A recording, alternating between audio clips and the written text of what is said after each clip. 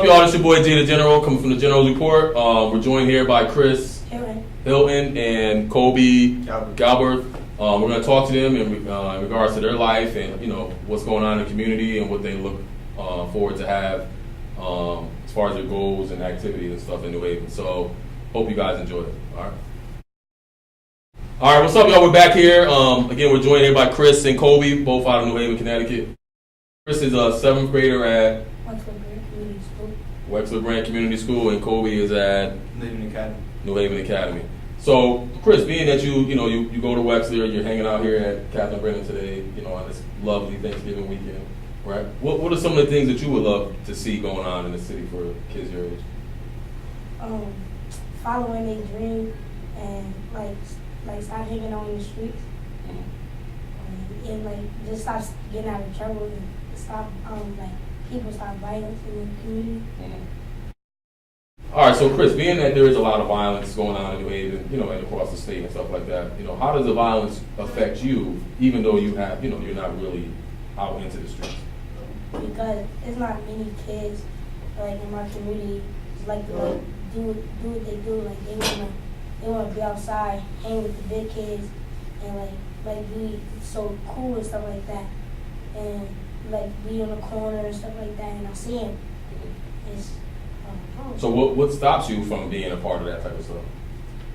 It stopped me from my mom my mom keeps saying stop going outside, and when I see the people when I'm with my mom, she tell me to stop hanging around them, and she had me stay in the house. That's I gotta stay in the house and do what I gotta do, and she always tell me to do my work at school, stuff like that. So even for you, Kobe, being you're a high school kid, it's probably a lot more pressure for you being you're older. How do you kind of stay out of the mix of being a part of a gang or representing the side of town and stuff like that? It's because I have goals in my life. I plan on going somewhere when I grow up. They live in the present. I don't think about the future. Do you understand what you mean by that? When people live in the present and not the future?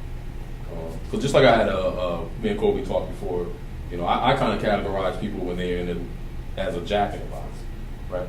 The jack in the box means, if you ever know what jack in the box is? Mm-hmm. You do? Yeah. What is it? And they're And always there, right? And that's what happens with some people in their communities is all they know is if I live in the hill, right? All I know is Congress Avenue. I don't know nothing about the rest of the city.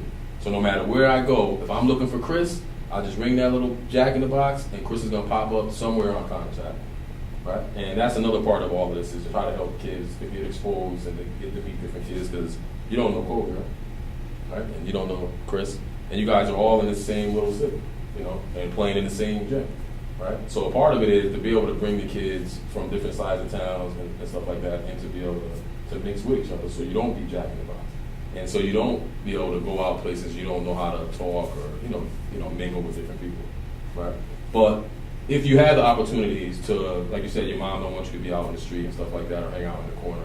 If you had the opportunities and you wanted to do something instead of sitting in the house, what would you like to see to be able to do? What would you like for the city to be able to offer you? It's my mom. She looked for ball teams I can play for and stuff, and she want me to stop being in the streets because she wanted me to do something with my life, and she looked for a basketball team so I could play for her and stuff, travel team, stuff like that. So the basketball or sports help you stay out of trouble? Mm-hmm. So do you think that they can also use it as a tool for you to be able to do your schoolwork and everything too? Mm-hmm. What about for you, Kobe? I know you play basketball, but it's not really your main dream of being in the NBA or something like that. How do you still stay focused with your academics and everything like that, as well as being able to be an athlete? Well, I know that academics come first, then I always focus on because I know that you can't play, even if I did want to play ball and be NBA, I would still have to have good grades to get to that level. So yeah, I always focus in school first, and then the people outside me, like the drug dealers and all that, they don't distract me at all. I focus on what I do. So now that you said that you go to Wexler Grant, have you been there your whole kindergarten through? I've been there second through seventh. Okay. So, you know, Miss Breland, the principal, obviously she's the principal, she played Division I basketball and went to St. John's and in the Hall of Fame and everything like that. Do you think that she can probably help you with some of the stuff as far as staying focused and being able to get your academics and everything? Like right when I'm in school, I be hanging with like the kids that I be around. She be catching me like doing things, talking in class and stuff like that, being disruptive in like class with the other kids. And she call me and tell me like, you actually like playing basketball, academic, education comes before basketball. She always tell me that every time she see me moving around. But do you believe that? Yeah. So what do you think is like the hardest? What do you think is like the hardest thing to take in from an adult? Is it, you know, like when your mom or your grandma or whoever is trying to discipline you or telling you, you know, you shouldn't do that and stuff like that? You know, how do you process the information? Do you look at it like, oh, she always got something to say, or do you think like maybe they might know a little bit more than you? Sometimes it's like it's in the middle because sometimes I say like she always coming at me, and then at the same time I think as it like she telling me the truth because she been there and done that. What about for you, Kobe? Because I know, you know, you have a great relationship with your parents and stuff, your mom and your dad, but they also give you like, you know, a little more freedom to be able to express yourself like stuff like that.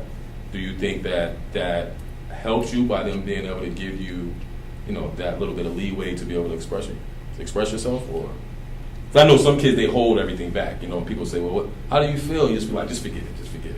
Do you think that it helps you that your parents give you that? Yeah, even if they didn't, I'll still like be I'll still do my own thing, but like with them pushing me, it makes me even go harder. It makes me go harder. Yeah.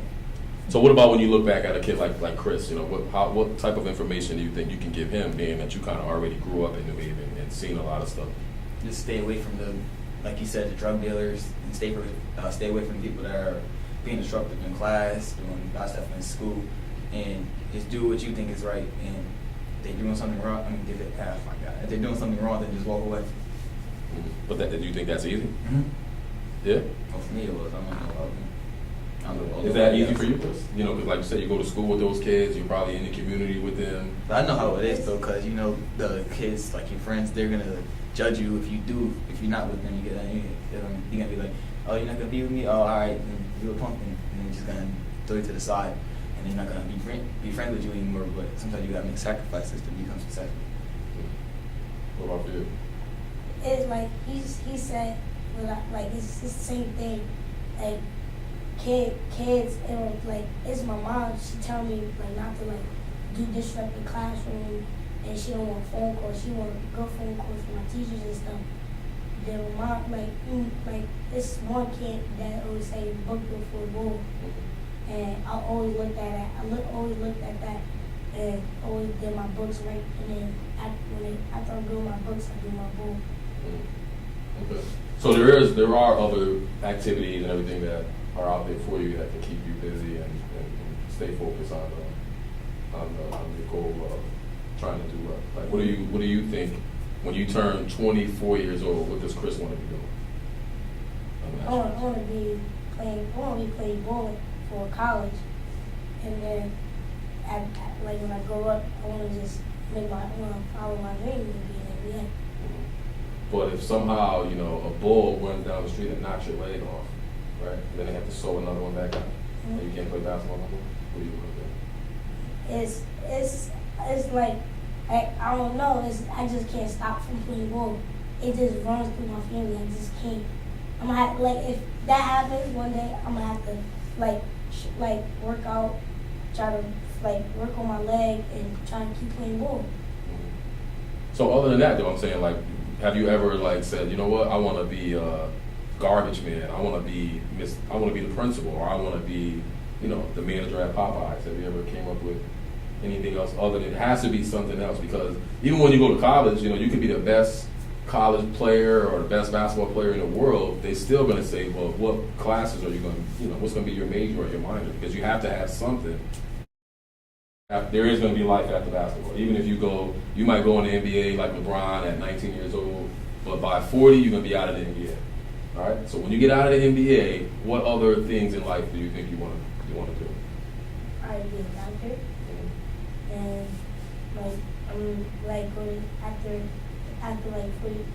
I'm done in the NBA, I want to Go be a back doctor and- go and back. go back to school for those 12 years and get like learn in like medical school to be a doctor.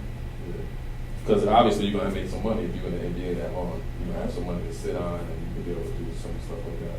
But what made you want to be a doctor? Do you know anybody that's a doctor, or do you just watch the Grey's Anatomy and you say I want to be a doctor? And you know, it's just like my grandfather, grandmother's mom, and like some of my aunts and stuff like that. They're all in the medical field. Mm-hmm. All right. So who are some of the people that that you look up to or that help you stay motivated in just life, not being a doctor, but just waking up every day and wanting to do good, wanting to go, work on my game, wanting to be, have a good attitude. Like it's some of it is like one of my family members, but I really look up to I like watch videos of some of the NBA players, how they become so like how they followed their dream, and how they did, and how they become so well, and how they do in NBA stuff like that. My motivation is Kevin Durant because he's my favorite player, and if I were to be like, my goal was to be an NBA, then I would want to be like him and have a career like he's having right now. Mm. All right, so Kobe, being that the NBA dream is there for everybody, but after the NBA dream, what do you think you want to do with your life? I want to become a lawyer. I've been thinking about being a lawyer since I was younger. I watch a lot of Law and Order, and I like the way that I want to be in the criminal justice. I want to be a criminal justice lawyer because determining, helping out my client that determines if he goes to jail or not, if he's like a criminal. That interests me. Okay. Being that you guys want to go to the NBA and stuff like that, what was some of the things that you would do if you did get that $1 million or $5 million contract? What would be one of the first things that you would do? Give my mom out my neighborhood, buy her house, and get her a car, and then help out my grandmother. And stuff like that, and I would help people that's having rough times, give them like money, like RP, see drug addicts in the street, stuff like that. How when they ask me for money, I give it to them, because I know I got it.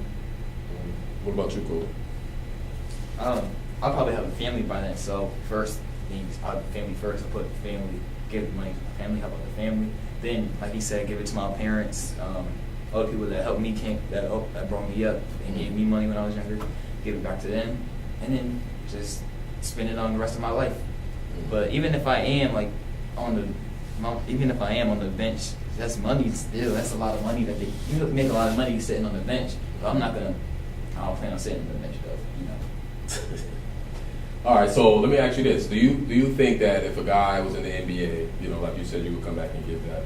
Do you think that if a guy out of New Haven made it to the NBA right now and he got a $20 million contract, do you think that he owed the city anything, the community, or anything like that? Because the city didn't do nothing. The city didn't really get him to the NBA. He got something in there. What about you? So how would you feel like if Zion made it to the NBA and he got $10 million? Do you think that he owes the community people or anybody in New Haven anything? No. No? That's true.